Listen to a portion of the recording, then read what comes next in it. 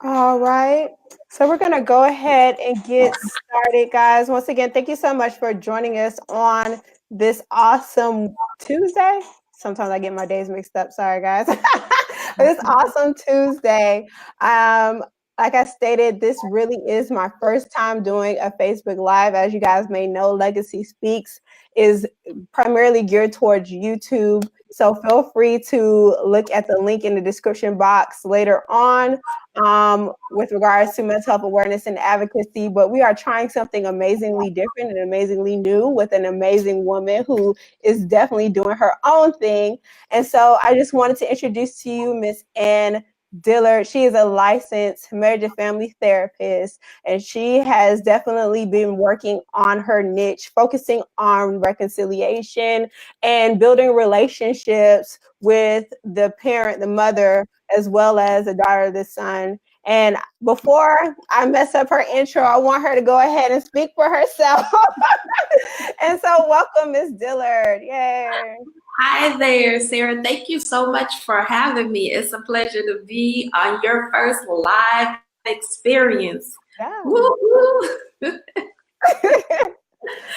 That's awesome. That's awesome. So it might sound a little echoey in here because I'm in one of DeKalb's public library. And I just had to pull over because I couldn't get home in time. So I just had to pull over because I did not want to miss this opportunity to be on live with you tonight. So again, thank you for having me. Definitely, definitely. And I completely understand because this Atlanta traffic is definitely a beast, and a lot of people underestimate it and try to move here, but not understanding that it's crazy. So thank you so much for setting aside time to be able to be with us. And so without further ado, I just wanted to get into it. And can you let the people know about who you are, more about your niche, and what made you work with that particular population? Awesome. Like you said, my name is Ann Dillard. I'm a licensed marriage and family therapist, and I'm licensed in the states of Minnesota and Georgia. Recently moved to Georgia, probably about a year and a half now, and I have a private practice here in Georgia. I primarily serve teen girls, which means that I usually serve the family system. And one of the interesting things that I found out in serving or before private practice was that most of the clients that I had in my school-based mental health clinic, a lot of the things that they were talking about would go right back to the mother-daughter relationship. And so not only was that a trend in the teenage sector, but the teenage population, but it was amongst my friends, my age group, and also young adults. So it doesn't matter how old you are. A lot of times the experiences that we have or how we interpret life is really based on our primary caregiver's relationship with us and our experiences during that time. Right. And that's super important because as soon as you said that, I immediately thought about Erickson's stages of development. And if you don't sit up there and go through each and every one of those things successfully, you're not able to build relationships or build trust within yourself or learn how to be independent and autonomous. So the work that you're doing is so crucial, not only for the individual, but for the family members as well. Exactly. And it is also critical for the legacy that you're going to leave. Yes. Because a lot of us talk about generational curses, but it's really passing on patterns from generation to generation if we don't pay attention to it. Very true. Definitely, as well as like the epigenetics and addressing all of the trauma that we fail to sit down and focus on as well. So I That is definitely. so true. And last year, I had the opportunity to be a part of an anthology with 11 other women. And the name of that was Unchain My Legacy. And what that really was about was looking at things that we have done as parents to impact our children and their lives. And how do we reconcile that so that then they can have a better chance of life, and also bring about healing, and also create a more wholesome, a more healthy legacy for our future. So that was really exciting for me. Yes, awesome. When you say legacy, that just really resonates with me because obviously the channel is called Legacy Speaks. Hi, everyone who just joined. Hey, Victoria. Hi, Dad. Hi, Mom. Hey, Shara, once again. Thank you guys so much for sharing. Keep sharing. Let people know that this is happening. We are definitely about to get into the nitty gritty of things, and I am so excited for all that Miss Ann Dillard is about to impart with us. But yes, going back to what you were saying, and that is very important, particularly when it comes to creating more and strengthening those relationships across the lifespan. And that's something that I really wanted to touch base with you on as well. It's like, how do you kind of cultivate that? Because you either have an individual who is struggling with their traumas that they've experienced with their mom, or they might have had a positive relationship with their mother, and they're trying to pass on that knowledge with the same regards as well. And then, that's so important. And a lot of times when I have my clients, or just in conversation with friends, will say, you know what, these are things that we said we will never do. We'll never pass that. We'll never do that to our children. We'll never pass that down to our children. But the reality is, without intentionality, well, first of all, awareness, and then intentionality and learning something different. Without those factors in place, we resort to what's familiar, especially when we're in stressful situations. And then that's how we repeat these patterns that we call generational curses. That is so strong. That is so strong. Yes, definitely. If anybody has any questions, feel free to populate the channel with it, because as we progress, we'll continuously be asking these questions. But I definitely agree. And another thing I also want to touch on too is because with motherhood, that is a huge role. And I know moms out there, they tend to wear a lot of different hats. They're either the caregiver, the caretaker. Sometimes they may be the breadwinner. They're the nurse when it's late at night. They're the person who is pretty much the secretary of the household. They're ripping and running. And oftentimes we come across the superwoman syndrome, which is very prevalent within communities of color or among women of color. And so how do we kind of slow down a little bit to make sure that we're creating a separate identity for ourselves and also practicing self-care? Right. That is so critical, because we, a lot of us can be diagnosed with the superwoman syndrome, right? And I'm a strong Black woman. And I think we need to reevaluate and redefine, what does that really mean? Does that mean that I go from sun up till sundown? Does that mean that I don't show my emotions, or I only show harsh emotions? What does it mean really? And I think we need to redefine that, because you can be strong and you can take care of yourself. You don't have to be a martyr, right? Yeah. And I think that's something that goes along with the superwoman syndrome. You have to be a martyr. You put everybody else first. And then you complain that nobody respects you or nobody treats you the way you want to be treated. But the reality is, we're teaching people how to treat us.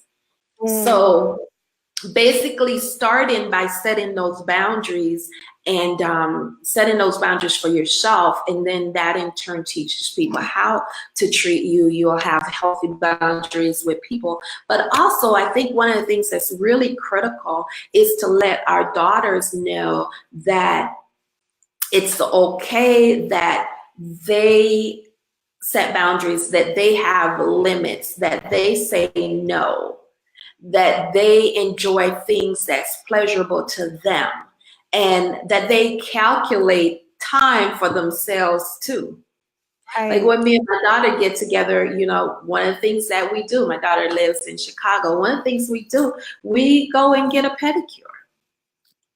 And you know, we try to enjoy each other's company. Sometimes we sew together and do different things like that. But I think with the message that we're sending about the superwoman syndrome, I think we really need to redefine that and give our daughters permission to slow down, to take care of themselves, to enjoy, and that's not selfish. Self-care is not selfish. Yes, very true. And I love how you pointed out the redefinition aspect of that, because it's hard when we're trying to move forward and we're trying to create like these new trajectories for our family lines. But we have all of these social constructs that we learned from our own mothers as well. It's Yeah. definitely challenging, because I know I come from a household or from a family where I've constantly seen like strong women who are consistently working or in the top of their field, or they really are like just women of power. And I know for me, if I wanted to take the back seat and change that a little bit, it may be a little bit difficult too, because that's all that I know. Right, right. And then what would people in your environment say about you? Right. That becomes True. critical too, you know. But how about if we redefine strong and we say, okay, this is who a strong woman is. She takes care of herself. She goes to bed. She gets enough sleep. I'm definitely guilty of that syndrome. I can diagnose myself. She gets enough sleep. She cries when she's sad, or she lets it be known that she's sad, right? Openly, she's vulnerable in a safe space. Mm. You know, those are things that we have to really look at, because a lot of times we carry the weight of the world. When you talk about epigenetics, and we also have to look at historical trauma and how that plays in our definition of what strong looks like. Right. Very true. Yes, yes. So I definitely think that part of our legacy, part of what we're passing on is we really need to look at and redefine that, so that we can have stronger emotionally healthy and physically healthy. We're raising a more physically fit generation, emotionally fit generation. Very true. And I know in the midst of trying to raise the next generation, there are some things that we have to handle internally as well first. I often say that it's super important to make sure that not only are we not pouring from an empty cup, but we should not also pour from a dirty cup, meaning that we need to handle whatever trauma or whatever issues that we're dealing with as well. And so, how do you work with your clients to help with the reconciliation process with mothers or mother-like figures that are in their life? I think that's really key. I like what you said. We can't pour from a dirty cup, because you know what happens? We get the next generation dirty. Right. Right. But I think it's really important. And some people will say, well, my mother will never realize that, or my mother will never take ownership of that. And it comes to the point where whether or not your mother is able to, you look at yourself and you say, well, how does this experience really define me? Because all experience, I don't necessarily count all experiences bad experiences. I count it as lessons and preparation. Mm-hmm. And they might have been negative, but we can turn them into positive by using them to impact the next generation, to change our lives around too.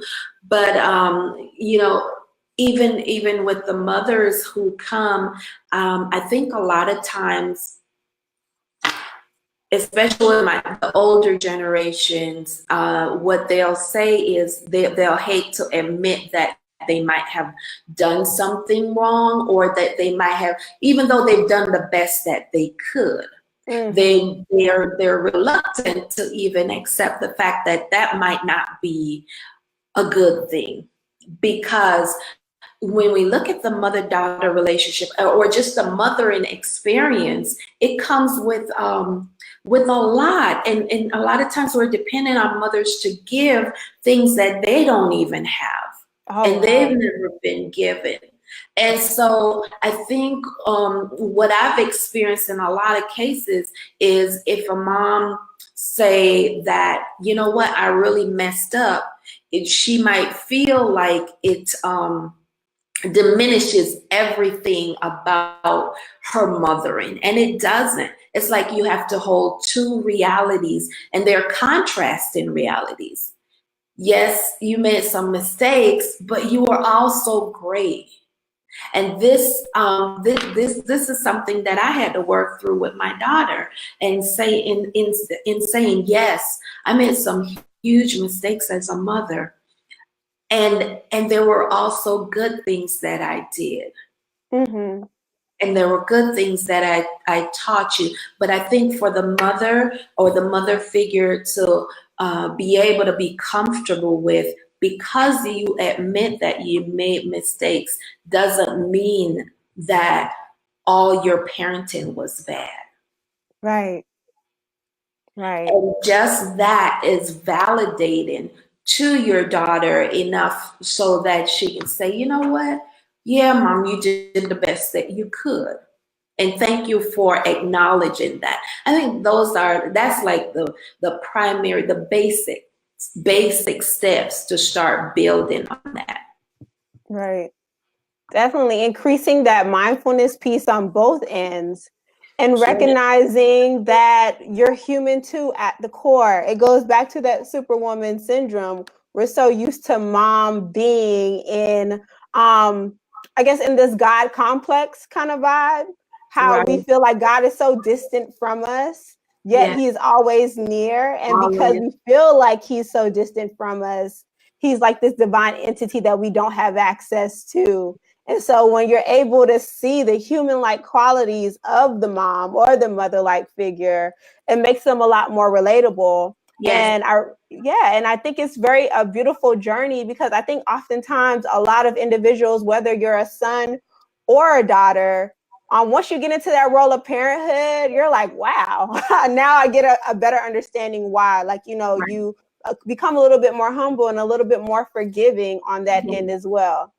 And I think that is so important, because along the motherhood journey, it's like you with that vulnerability, with that transparency, then you start to see your mom as not just a mom, but she's a woman with experiences that women experience, not just my mom, but she's, and that's where you see the humanity.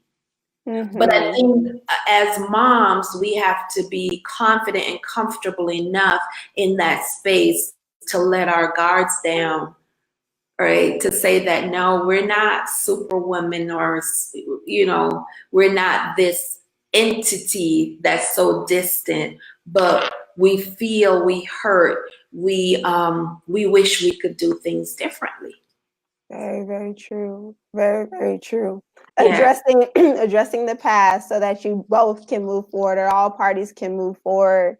And speaking of moving forward and preparing for the future, like I mentioned, a lot of people don't really get that understanding of humility or that piece of humanity until they're in the thick of things. Like once you become a parent, that's when you get a better understanding of like, wow, I know why my mom did what she did, or I can understand why her experiences may have caused her to be this way.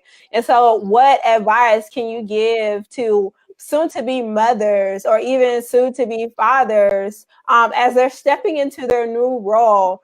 And they're addressing all of those unresolved issues, and they're trying to build upon that legacy piece that we talked about.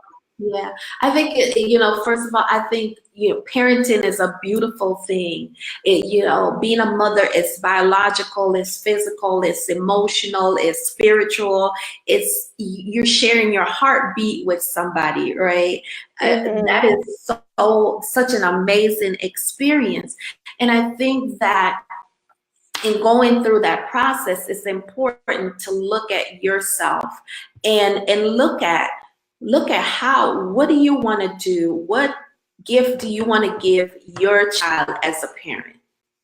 And work towards cultivating the skills to be able to give those gifts. It might be acquiring more education. It might be learning about the developmental stages so that you can give that gift. Because the reality is, even though you might want to do something different, or you might want to do the same thing, so if, for example, if you want to do something different and you don't have the skills, just like what I said, you will, in the time of stress, you will resort to what you know and what's common and repeat the cycle over and over.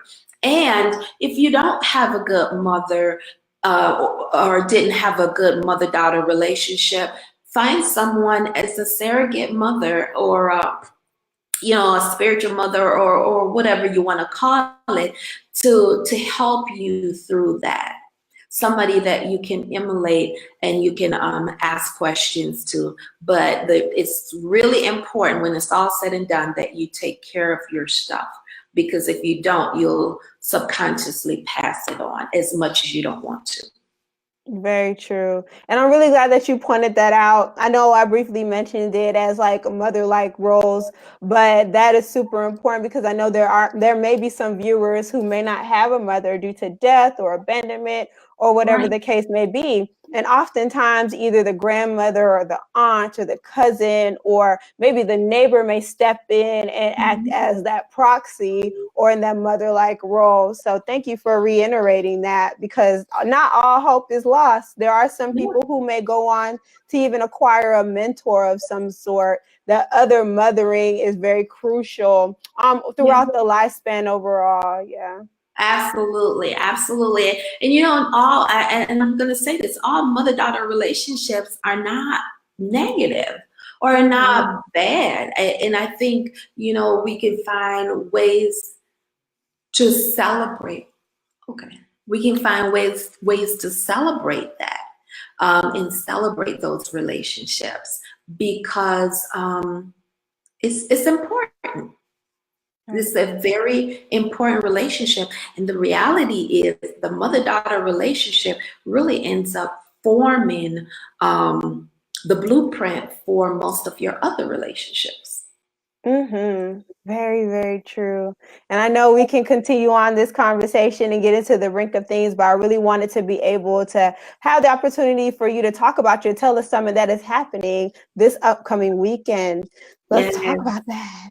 Yes, this starting tomorrow, Wednesday, Thursday, and Friday, we have the Let's Talk About It Teen Talk Live. Let's Talk About It Telesummit, Mother-Daughter Telesummit. That means wherever you are, you can tune in and be a part of it. Registration is only $27. And if you have to miss a session, the sessions are 12 o'clock, 6 o'clock, 7 o'clock, and 8 o'clock nightly. If you have to miss a session, no worries, because by registering, you'll have access to the link, lifetime access to this rich library of resources. So think about getting that for yourself or somebody you know who is the mother of a preteen or the mother of a teen or young adult. This will be really, really, it will bless your relationship.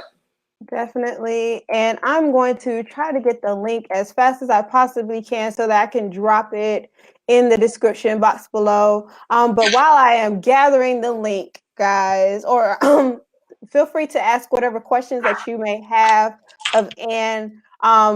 Like I said, she's a wealth of knowledge. I know we covered a few things and I posted a few things within the comment section. But if you have any questions with regards to being a mom, preparing to be a mom, preparing to be a parent, that reconciliation process between you and your mother, feel free to drop it in the description box as well. Hold on. Absolutely. Absolutely.